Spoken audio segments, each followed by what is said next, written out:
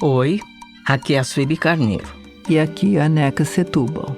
Estamos começando mais um episódio do Escute as Mais Velhas, um podcast da Fundação Tite Setúbal, produzido pelo Estúdio Novelo.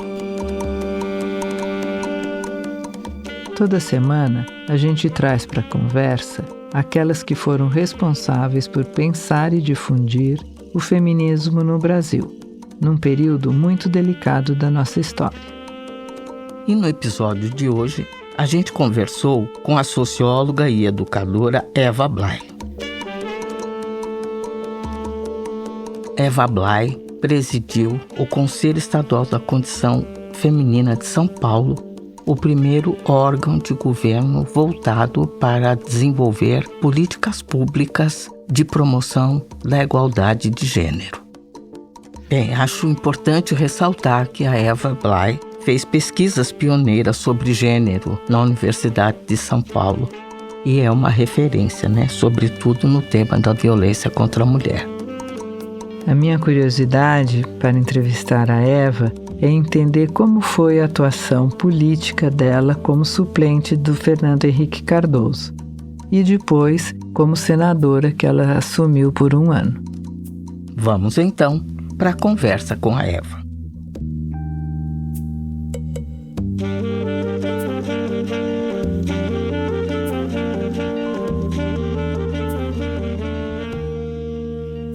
Quem é Eva Blay por Eva Blay? Quem eu sou? Olha, ultimamente, eu vou contar um fato que está acontecendo. Eu tenho sonhado muito dando aula ou fazendo pesquisa. É um horror. Eu passei a vida inteira dando aula, fazendo pesquisa, militando. E agora, quando eu vou dormir, em vez de eu descansar, eu continuo dando aula. Eu acordo tão cansada com um problema. Eu falo, mas como é que eu resolvi isso? Então, eu não sei te responder essa questão, a não ser que eu acho que devo ser uma mistura de professora, de estudiosa, de militante, de feminista, de mulher. Mãe, eu não sou muito mãe, viu? A minha característica, eu não me identifico como mãe. A maternidade, para mim, foi uma coisa muito boa, mas aconteceu porque aconteceu. Não foi uma coisa que eu busquei. Depois que os filhos nascem é maravilhoso, né? Mais ou menos maravilhoso, porque a gente atravessa muitas dificuldades. Mas eu nunca me preparei para ser mãe, nem dona de casa. Então, quando eu penso em mim, eu penso assim... eu sempre penso nos meus defeitos. Eu não sei cozinhar, eu não sei arrumar casa, eu gosto de viajar, eu gosto das pessoas, eu gosto de gente. Então... eu não sei, eu me defino assim, uma pessoa que gosta de gente. Ótimo. Eva, conta então para nós, seus pais vieram da Polônia. Então, como para a gente começar essa trajetória, como foi a sua adolescência e essa relação com os seus pais? Olha, meus pais vieram para o Brasil separados. Minha mãe tinha 18, 19 anos, meu pai também. Só que meu pai vem da Polônia e a minha mãe vem da Romênia. Da Bessarábia, na verdade. Eles se conheceram aqui no Brás, numa sinagoga, na rua. No fim, casaram, mas não foi assim, sabe, esses romances assim que se lê na literatura, não era bem isso. Mas houve muita afinidade entre eles. E aí, meu pai já estava estabelecido no interior de São Paulo, na cidade de Dois Córregos. Eu sou doiscorguenses. Então, os primeiros 4 anos de vida, eu morei em Dois Córregos. Então, a minha infância foi de muita curiosidade, sabe? Eu me lembro muito bem do lugar, da cidade como ela era. Eu voltei já adulta e a minha memória me levou para a casa onde eu morava. Foi interessante isso. Porque já era um banco quando eu fui, mas eu dizia, não, era aqui que era. Sei, você lembrava do trajeto ali, da localização. Eu lembrava muito da igreja, eu sou judia, mas eu ia para a igreja e eu via as meninas vestidas de anjinho, era meu sonho. Esse trauma do anjo. Esse anjinho. Mas você já pensou? As meninas negras também sempre têm esse trauma do anjinho, que nunca podia ser uma menina negra. Pois é. E eu também não podia ser anjinho. Mas eu lembro do meu primeiro roubo, que foi o seguinte: tinha uma casa, uma loja, que tinha uma porção de livrinhos com santos ilustrado e tal. Eu queria ver aqueles livros. E eu cheguei e fui pedir, disse, a minha mãe mandou comprar esse livro. Me deram o livro, eu levei para casa, vi bem e tal, e esqueci. Depois vieram cobrar. Minha mãe nem sabia que eu tinha... Isso é um roubo, mas eu acho que é um roubo sintomático, né? Ele explica. Sem dúvida. A minha... Autoexplicativo. No entanto, eu fui muito educada também dentro do judaísmo laico. Então a gente vinha para as festas aqui em São Paulo, em Rosh Hashanah, Yom Kippur, na Páscoa, e a gente ia na sinagoga do Brás, que era tradicional, né, naquela época. E então eu sempre soube, mas naquela época não se falava a palavra judeu. Falar judeu era xingamento. Era.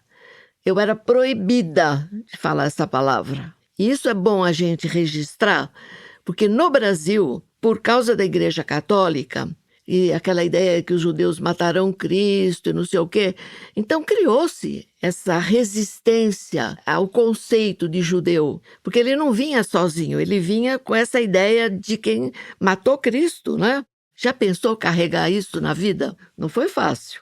Mas depois a sociedade mudou e os próprios judeus mudaram. Então, a religião era israelita. Acho que só depois da criação do Estado de Israel é que a palavra judeu entra no vocabulário.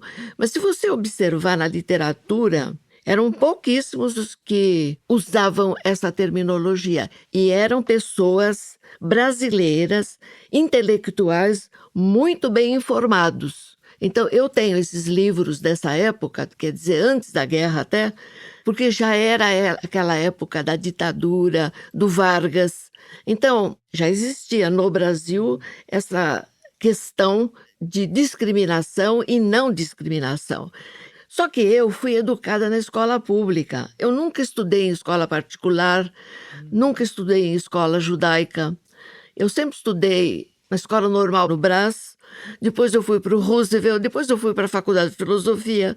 Então, sempre é a escola pública. A minha cabeça é de uma brasileira de escola pública. Escola pública. Você sente isso mais do que a influência de uma cultura judaica, nesta primeira formação. Exatamente.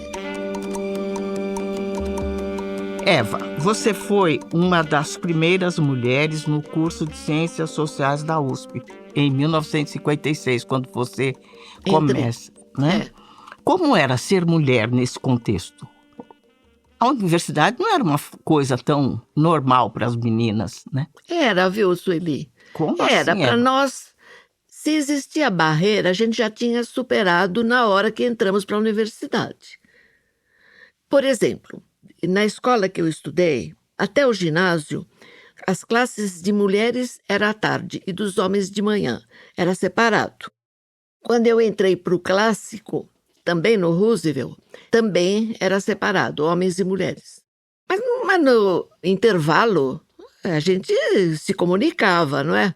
Aí, fazer a universidade, eu me lembro que na minha casa era implícito que a gente ia continuar estudando. Nunca teve uma única direção que não fosse estudar, sempre. Então, eu fiz ciências sociais, minha irmã fez filosofia, minha outra irmã fez ciências biológicas. Então, entrar para a universidade, eu voltava à noite para casa, eu fazia teatro, eu andava de condução, não tinha carro. Por exemplo, eu morava na Vila Mariana e fazia teatro na Casa do Povo, no Bom Retiro. Não existia para mim, e nem para essas minhas amigas, essa direção assim, não, porque você é mulher, não pode. Não tinha, viu? Eu acho que isso foi muito importante depois para tudo que eu construí na vida. A minha mãe era uma mulher, precisava trabalhar, trabalhava, não precisava, não trabalhava. Minha avó, a mesma coisa. Minha avó, eu sempre conto essa história, minha avó tinha uma máquina de costura e meu sonho era mexer naquela máquina de costura. Eu tinha uns 8 anos de idade. E ela dizia, não, você não mexe aqui porque vai estragar, vai sei lá o quê. E eu disse, não, mas eu quero aprender. Aprender para quê? Vai estudar e vai aprender a comprar suas coisas. Você não precisa aprender a costurar. Entendeu? Essa era a mentalidade. Não era a mentalidade, Sim. não, vai fazer corte de costura e não sei o que. Imagina. Aliás, nunca fiz mesmo. Quer dizer, você já teve uma formação dos seus pais muito direcionada para a universidade, para estudar. E aí conta como que foi, por que sociologia e como que foi ter como mentor o Aziz Simão? O Aziz Simão, você sabe, o Aziz Simão era cego, né? Sim. Logo no primeiro ano, quando eu comecei a ler sociologia, porque eu também não sabia, eu entrei por curso, mas não sabia. Por que você entrou por minha filha não sabia o que era. A gente entra porque, eu dizia, eles fazem pesquisa, deve ser bom. Tá. Eu gosto de gente e gosto de pesquisa. Quer dizer, eu achava que eu gostava de pesquisa, mas eu gostava mesmo. Depois só comprovou. Que eu não sabia. Aí, no primeiro ano, comecei a ler um livro de sociologia, não entendia nada. Aí eu fiquei muito desesperada. E cheguei para ele e falei, professora, eu vou ter que desistir desse curso, porque eu não entendo nada disso. Ele, cego, pegou o livro e falou, agora traz aqui. Agora você grifa o sujeito dessa frase. Agora você grifa o complemento dessa frase. Aí, quando ele me ensinou a ler... Olha que incrível. Um cego te ensinando a ler. Maravilhoso essa Minha história. Filha, eu deslanchei. Ele realmente foi assim... Ele me ajudou a me encontrar. Que lindo. Foi muito bom. Que legal. Mas eu tive muita sorte, sabe? O Florestan também foi. Marisaura. Nossa, Marisaura foi uma colega, ao mesmo tempo mentora e ao mesmo tempo protetora. Ela foi tudo na minha vida. Ela tinha a Marisaura, o Centro de Estudos Rurais, né? Que depois foi junto com os urbanos, não era isso? Isso. A Marisaura. Mas a Marisaura foi, assim, uma pessoa desde o primeiro momento. Porque depois que eu me formei, eu achava que não tinha competência ainda para ensinar nada. Fui viajar e tal. Quando eu voltei, ela disse, não, você vai dar aula aqui. Eu falei, Marisaura, me poupe, não dá, né? Vamos fazer seminário e não sei o quê. E ali foi me enrolando no ótimo sentido, né? Sim. Começou a me dar as dicas de como é que você prepara uma aula, o que você tem que fazer. Eu perguntei para ela, e aí, uma professora que começa a dar aula, como faz? Quantos artigos tem que escrever por ano? Eu não sabia, Sueli, eu não sabia. Ela disse, o Antônio Cândido dizia que a gente tem que escrever 1 ou 2 artigos por ano e 4 ou 6 resenhas. Você sabe, eu sou uma pessoa que mandou, eu faço. Então, eu comecei a escrever e fazer resenhas. E as resenhas saíram no suplemento do Estado de São Paulo. Nossa, suplemento literário. Literário ainda. Foi uma escola, né? Uma escola, que legal. O Eva, a gente estava falando da professora Marisaura Pereira de Queiroz, né? Isso. Que foi essa que teve a importância na sua trajetória e na sua introdução como professora da USP. É isso, né? Isso. E ela é uma pessoa que ainda não teve o reconhecimento que teve em toda a estruturação do Departamento de Ciências Sociais e da Sociologia no Brasil. Mas como é que a temática da mulher vai entrando como eixo importante nas suas pesquisas? Na USP ou pessoalmente? Nas duas? Na USP. Vamos começar pela USP, porque depois tem toda a sua trajetória. Na USP começou ativista. Assim. Eu dava aula para o 2º ano, curso de organização social. Aí eu já estava interessada na questão da mulher. Falei, vou inovar no curso. E eu tinha que propor para a classe um tema de pesquisa. E eu falei, então vocês vão fazer como tema analisar a questão da mulher na América Latina. Na hora, a classe se rebelou. Foi um escândalo. Quase me botaram para fora. Essa professora é louca. Que negócio é esse? De América Latina já era muito. E ainda a mulher na América Latina, você pegava o material do IBGE, eu tive que trabalhar na mão as estatísticas. Eu tenho até hoje ali.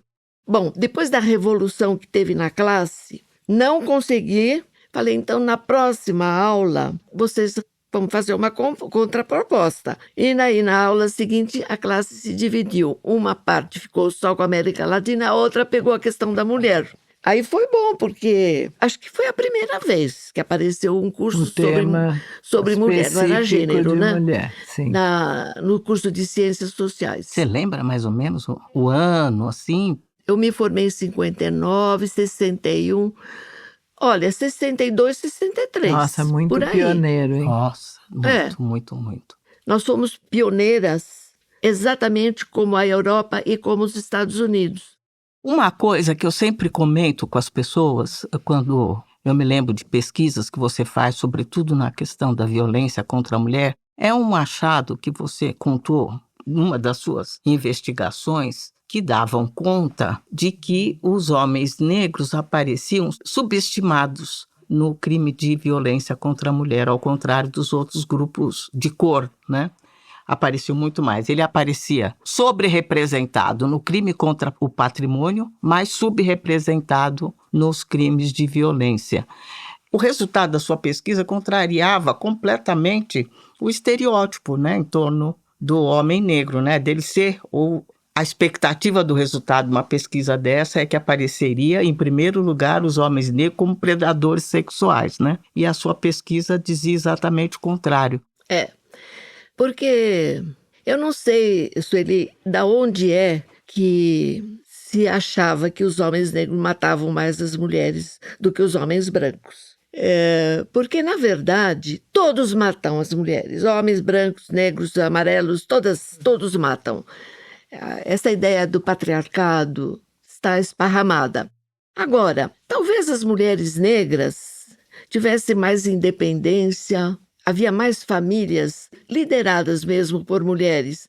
É muito comum nas famílias das classes pobres, brancas ou negras, a mulher, ela prepondera, né? E nas famílias negras, mais ainda. Porque, assim, se o homem não deu conta do recado, ou porque ele foi malvado, ou porque ele bateu, ou porque ele não trouxe dinheiro, ou porque ele tinha mais de uma, elas mandavam embora mesmo. Então, essa pode ser uma explicação. Eu não sei. Porque também dizer que os homens negros matavam mais, ou tanto quanto os brancos, é preconceito. Por quê? Por que eles tinham que matar mais do que os brancos? A família era diferente, era uma outra organização, os vínculos religiosos eram outros. Aí você dizer, mas os negros matam mais porque eles são mais violentos, isso é preconceito. Agora, os meus números não mostravam isso. Então, se não mostra, porque não faz, né? E é isso que... Aí você apanha um pouco, né? Quando você... Sempre, nas minhas pesquisas sobre a mulher, sempre eu apanhava. Porque os dados nunca mostram aquilo que a sociedade tem como preconceito. Exato.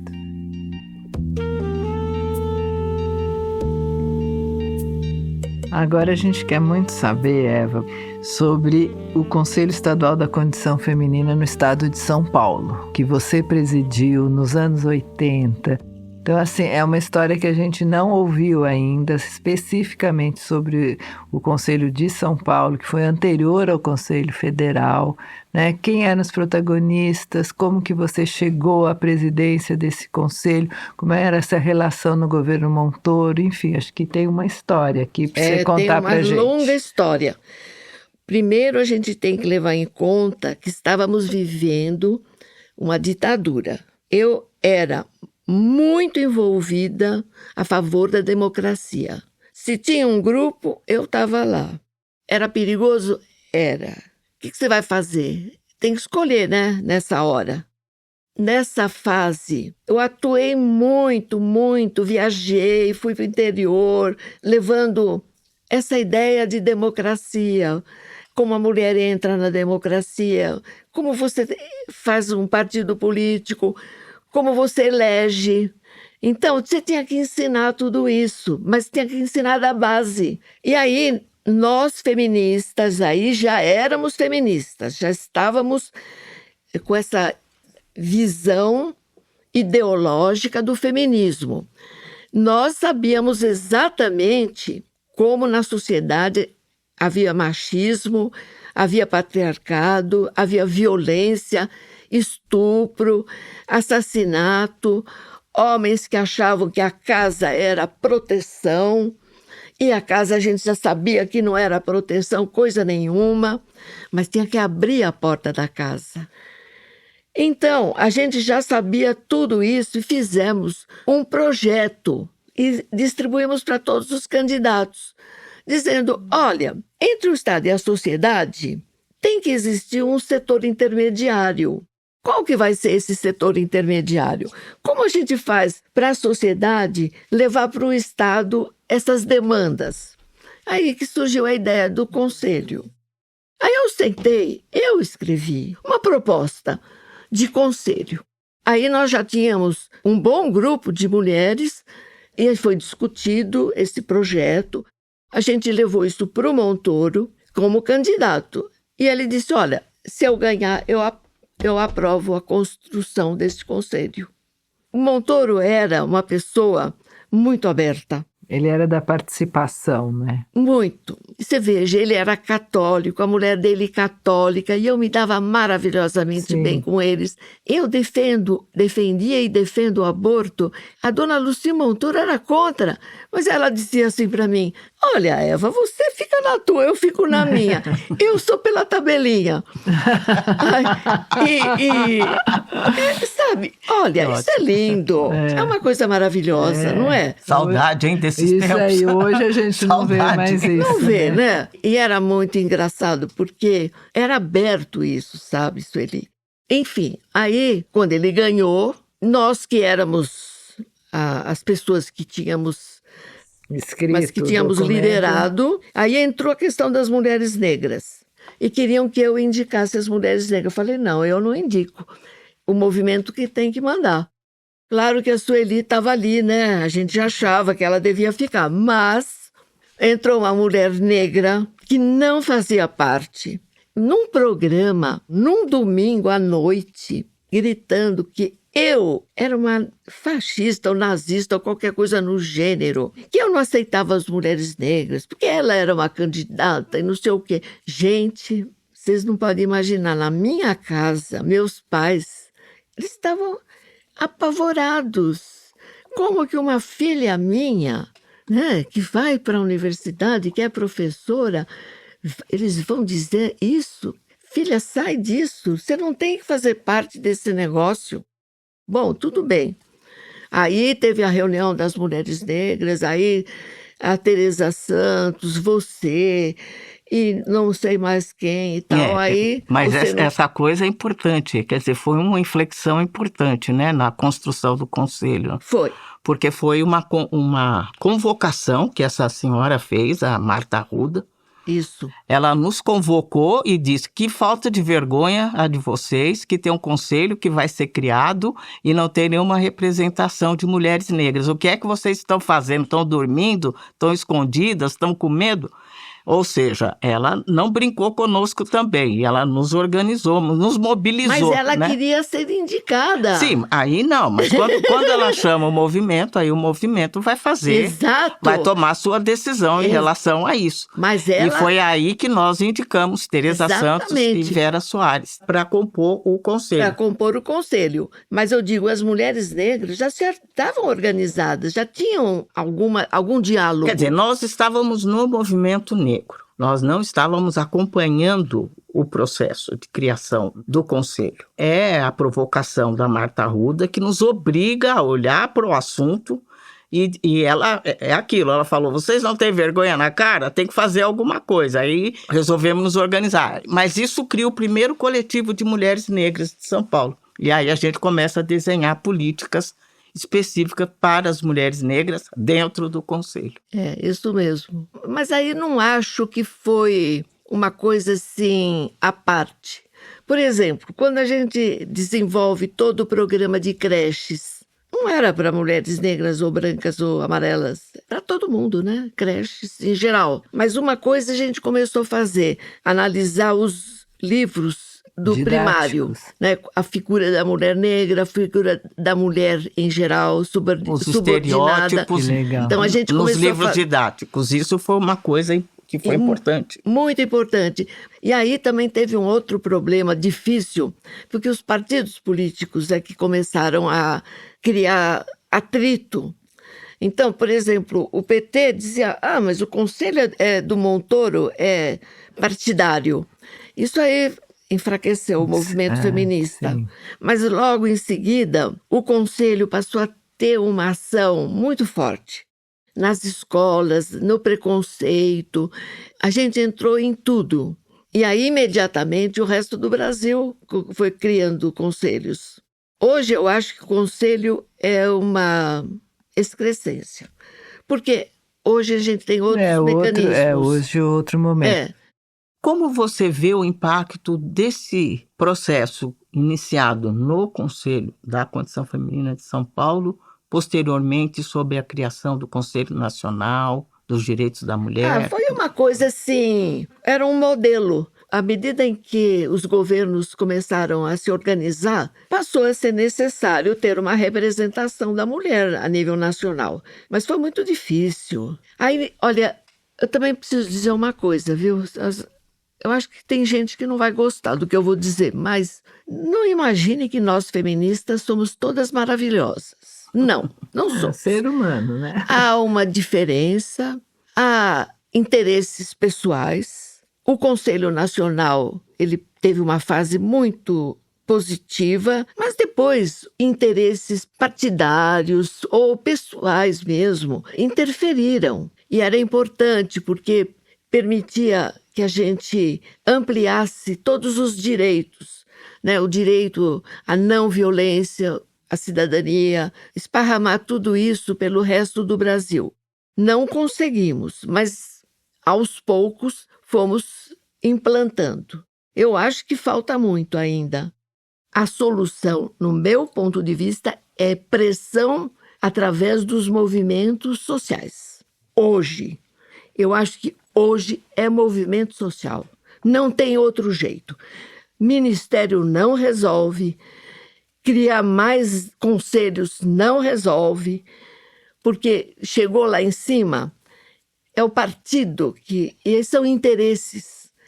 E não adianta, não escapa disso, porque é uma estrutura rígida.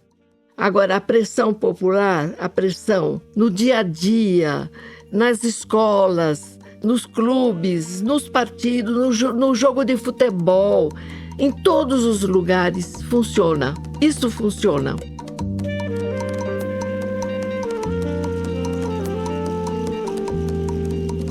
Em 1986, você foi eleita a primeira suplente do Fernando Henrique Cardoso, no cargo de senador. Como foi essa construção? Dentro dos partidos políticos, você tem que colocar pessoas para ocupar cargos que serão votados. Tem uma convenção e se vota. Então, cada senador, na época, tinha 2 suplentes. O Fernando Henrique tinha 2 suplentes e o Mário Covas tinha 2 suplentes. Eu não estava nem aí. Eu gosto de fazer pesquisa, eu gosto de gente, mas eu não gosto... Partidária, questão partidária. Essa coisa partidária não faz meu gênero. Bom, Ruth Escobar conseguiu 25 legendas para candidatas a estadual e federal. 25. Um número fantástico, mas conseguimos. Então tinha as mulheres que iam ser candidatas a deputada estadual, federal. Eu quietinha lá no meu canto. Aí depois, todos os nomes já estavam colocados. E a Eva, onde vai? Eu falei, eu vou ajudar. Não, aí, então vamos colocar você como suplente do Fernando Henrique. E tinha também o suplente do Mário Covas. Aí começaram uma briga lá, primeira suplente, segunda suplente. Teve uma briga com o pessoal do Mário Covas. E aí isso deveria ser resolvido no voto. Estava tendo uma convenção. E aí, eu acho que o Montoro deve ter apoiado o meu nome, porque ele já me conhecia. Eu já tinha trabalhado no conselho, já tinha criado a delegacia da mulher, já tinha feito muita coisa, muita coisa. Aí eu fui eleita. Aí eu falei para o meu marido, verdade seja dita, eu tinha que ir para Brasília. Eu falei, olha aqui, se você for comigo, eu vou. Se você não for, eu não vou e não quero saber desse cargo, porque sem ele eu não ia mesmo. Que legal. Todas as viagens que eu fiz, ele foi comigo, porque eu não ia sem ele. Eu não sei, eu tinha uma relação com ele dessas que você não discute. Ou ele me apoia ou não me apoia. Eu só fui por causa do Montoro e dele. Né? Como foi essa experiência, né, de ser mulher nessa cadeira, né? Porque você vinha da academia, você sempre foi ativista, mas você tinha esse espaço na USP, né? Como que era isso? Foi uma vantagem levar essa experiência da USP, porque eu sempre escrevi, né? Sempre publiquei. Então, quando eu fui para o Senado, eu acho que eu já tinha uns 8, 10 livros publicados. Então, eu já tinha nome e as pessoas me respeitavam, os senadores me respeitavam. Mas eu me dava muito bem também com o Marco Maciel, que era do PFL. Por exemplo, eu fiz um projeto sobre planejamento familiar. E aí eu tinha feito um sobre aborto, até a 12ª semana. Eu fiz um projeto muito bom, eu fiz uma reunião no Senado, convidei gente do Brasil inteiro, a favor e contra. Foi duro, muito duro, eu fui muito discriminada. Mas esse projeto, o Marco Maciel chegou para mim, ele chegou para mim e disse, esse do planejamento eu aprovo, o do aborto não.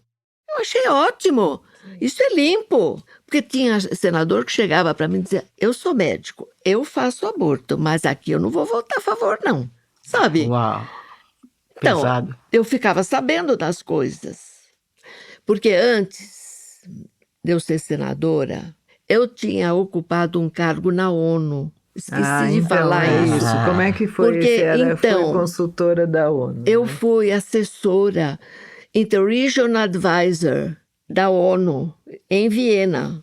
Eu fiquei 6 meses lá. Então, eu fui dar assessoria para a Bolívia, para a Turquia e para a Tunísia. Nossa. Em 6 meses, eu viajei para 3 lugares. Na Bolívia foi o lugar que eu mais trabalhei. E consegui aprovar, junto com as feministas da Bolívia, um projeto de planejamento familiar. Agora, na Turquia, minha filha, a ditadura lá era fatal. Eu não podia andar daqui até ali, que eles punham gente atrás de mim. E na Tunísia, então, pior ainda, porque aí era total subordinação e dava para fazer muito pouco, mas a gente fazia o que dava, né? Dava sempre um espaço. E nesses países eles tinham alguma organização de conselhos? Todos tinham. Ministérios. Todos tinham um ministério, no mínimo. Mas era inoperante. Sim. Então, as pessoas vinham me contar, vinham pedir apoio. Eu não podia falar muito, mesmo que eu quisesse. Quando chegava na direção, eles me chamavam e diziam, olha, se eu deixar passar isso, fulana de tal vai ser perseguida. Aí eu tirava, né? Eu não ia deixar uma outra mulher ser perseguida. Fala de Beijing. Bom, Beijing foi uma coisa muito interessante. Olha, nessa época, por alguma razão, eu fui para o Japão. Fui fazer uma conferência no Japão. Aí me disseram, você vai também, se quiser ir para Beijing e tal. Eu disse, claro. Eu levei material para Beijing, levei muita coisa do Brasil. As mulheres eram, assim, ainda muito tradicionais, sabe? Por exemplo, as japonesas, elas tinham a cerimônia do chá. Imagina, Nós lá falando em aborto, em planejamento familiar, em violência, e elas lá na cerimônia do chá. Mas elas depois foram rápidas. Fiz muita discussão, difundi as coisas do Brasil. E eu também tive um problema meio complicado, que foi, eu participei de uma tenda com mulheres palestinas e mulheres israelenses. Nossa. Eu fui assistir e fiquei fascinada, porque cada uma lutava pelo seu espaço. Olha Mas que quando chegava na hora de decidir, vamos guerrear e matar, parava tudo. Nenhuma queria. Elas não aceitavam. Eu fiquei fascinada com aquilo. Falei, bom, gente, a solução é pegar as mulheres professoras dos dois lados, Sim. que é isso que vai resolver o problema. É isso aí. E aí, eu fui almoçar e encontrei com uma brasileira que estava lá, não sei por que razão. E falei isso, que eu estava... Não é que a infeliz pega e manda um telegrama para o Brasil dizendo que eu era contra Israel e que eu era a favor das palestinas. Nossa, Gente, eu fui recebida a pedrada Nossa. aqui no Brasil. Foi horrível. E até hoje eu acho que o único jeito de resolver o problema é ajuntar a mulher dos dois lados que acaba essa guerra. De verdade. Não adianta. É. Mas ali, as decisões, viu, Sueli? As decisões são de cúpula. Então, a gente pensa que a gente vai lá e vai levar grandes alternativas e tal. Pesa, mas é pouco o que pesa.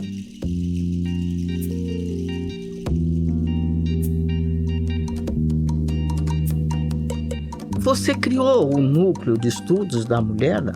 Ah, sim, na USP. Nas universidades deve ter sido o primeiro núcleo, especificamente de Eu acho que mulheres foi e mesmo. relações de Ruth gênero. Cardoso fazia parte. É isso que eu ia saber. É. Como Queria foi? saber. Quando foi? Ai, Sueli. Precisamos saber de tudo. Tem que entregar tudo. Quando eu saí do conselho, caí no conselho também, eu fui politicamente afastada. Eu me lembro Ruth Cardoso dizer para mim, não, mas então agora você cria aqui na USP, né? Uma coisa equivalente. E aí que eu e mais as companheiras, eu, Rosa Esther, Ruth e várias outras pessoas, criamos o Núcleo de Estudos da Mulher e aí Relações Sociais de Gênero. Porque aí a questão da mulher, logo a gente entendeu que mulher era uma definição muito restritiva.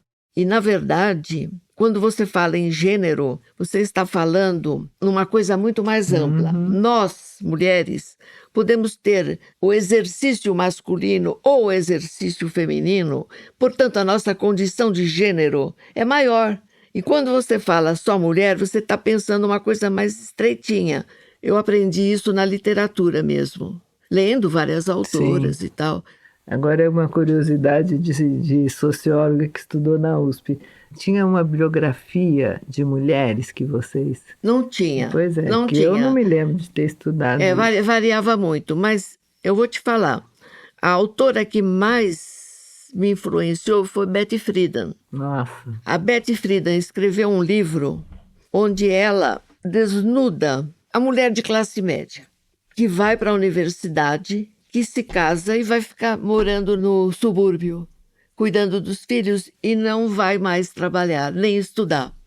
E que fica deprimida e que toma comprimidos para depressão. Quando ela descreveu essa mulher, para mim foi assim, a coisa mais violenta, que não era o meu caso, mas eu me identifiquei. Você enxergava essas mulheres aqui no Brasil. Falei, que absurdo você... Isso, conheci muita gente assim, né? Que, depois que você faz a faculdade, aí você vai ser dona de casa, vai cuidar dos filhos. Isso, para mim, marcou muito mais do que a Simone de Beauvoir. Agora, um autor francês que, para mim, foi fundamental...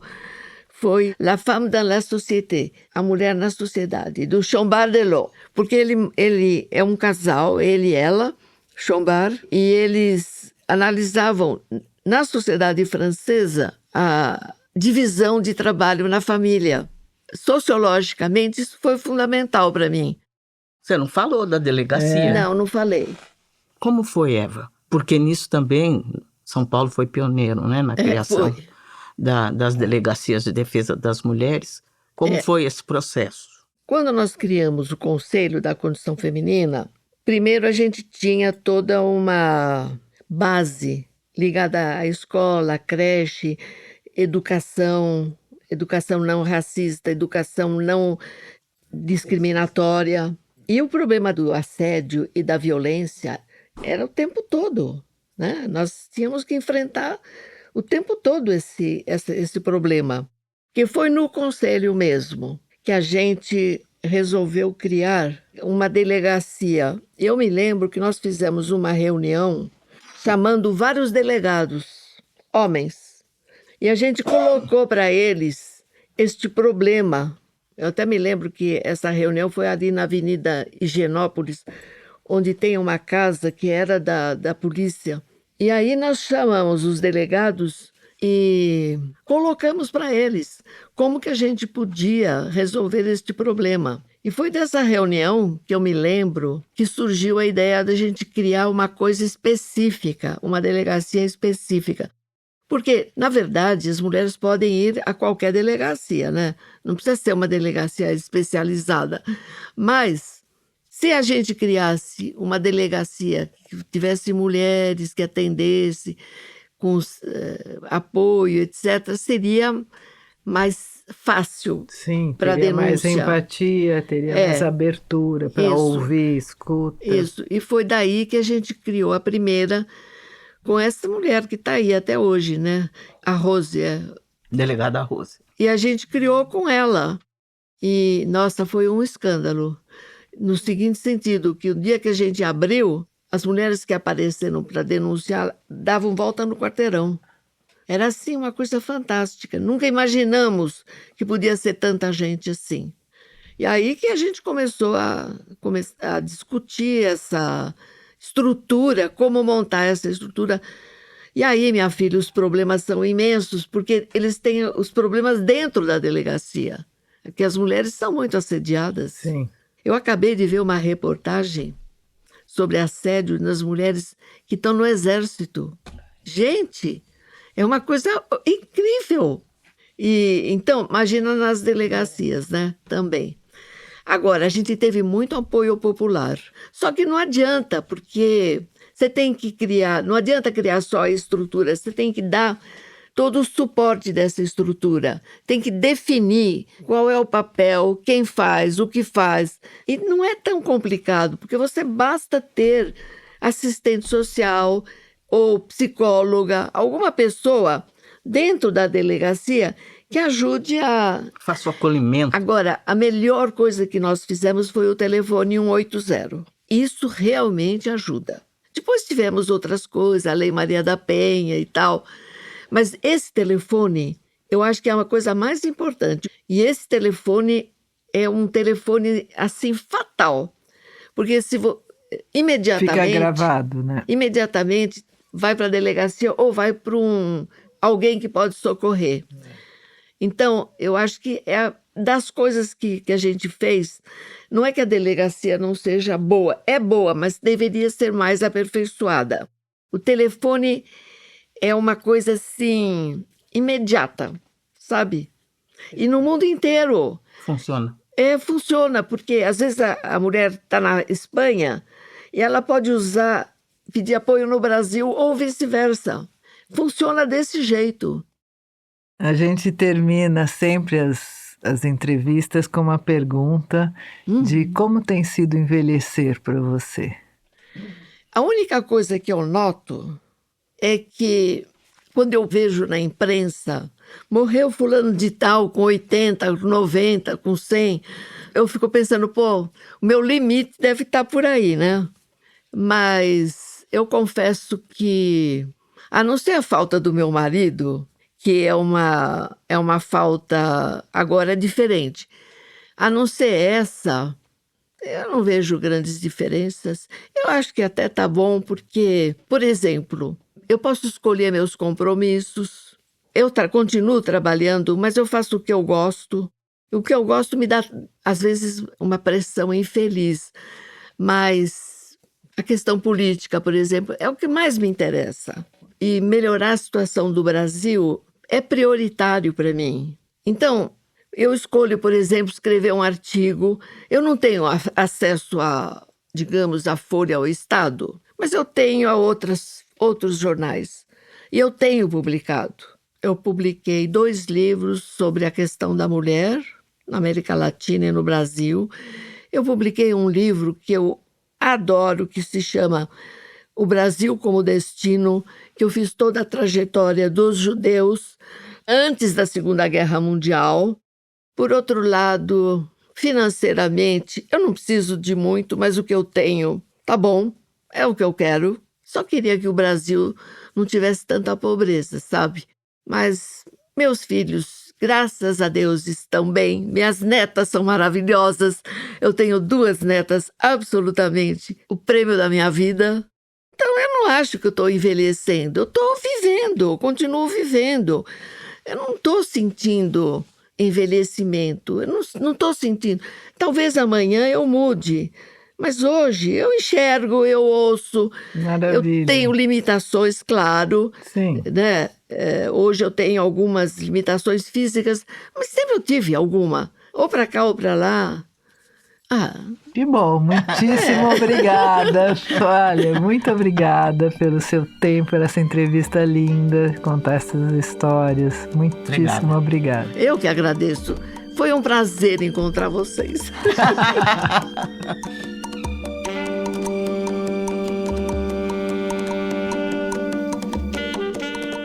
A gente te agradece por acompanhar o Escute as Mais Velhas. Siga o podcast no seu aplicativo de áudio favorito para não perder nenhum episódio. Nas redes sociais da Fundação TID Setúbal, @Fundação TID, da Rádio Novelo, @Rádio Novelo e do Guelé10, @Portal Guelé10. Você pode repercutir o podcast, deixar comentários, elogios e críticas sobre as entrevistas. Escute as Mais Velhas é um podcast da Fundação TID Setúbal, produzido pelo Estúdio Novelo. A coordenação e produção são da Ashley Calfo. A direção criativa é da Paula Scarpim e da Flora Thompson-Devaux. E a direção executiva é da Marcela Casaca. A gerência de produto é da Juliana Jäger e da Bia Ribeiro, que também cuida da distribuição e audiência. A coordenação editorial é da Evelyn Argenta. A montagem dessa entrevista é de Evelyn Argenta. A sonorização deste episódio é da Júlia Matos. A mixagem é da Mariana Leão. A trilha sonora original é da Estela Nesrini. A identidade visual é da Larissa Ramos. A coordenação de ilustração e design é do Gustavo Nascimento. E a análise administrativa e financeira é da Tainá Nogueira. A checagem deste episódio é da Ethel Kudinitsky. A pesquisa deste episódio é da Tainá Mesquita. Esta entrevista foi gravada no Estúdio Trampolim, em São Paulo. A gerente de comunicação da Fundação TID Setúbal é a Fernanda Nobre. A Natália Carneiro é a coordenadora de comunicação institucional em Guelé10, Instituto da Mulher Negra. Eu sou Sueli Carneiro. Eu sou Neca Setúbal. A gente se encontra no próximo episódio.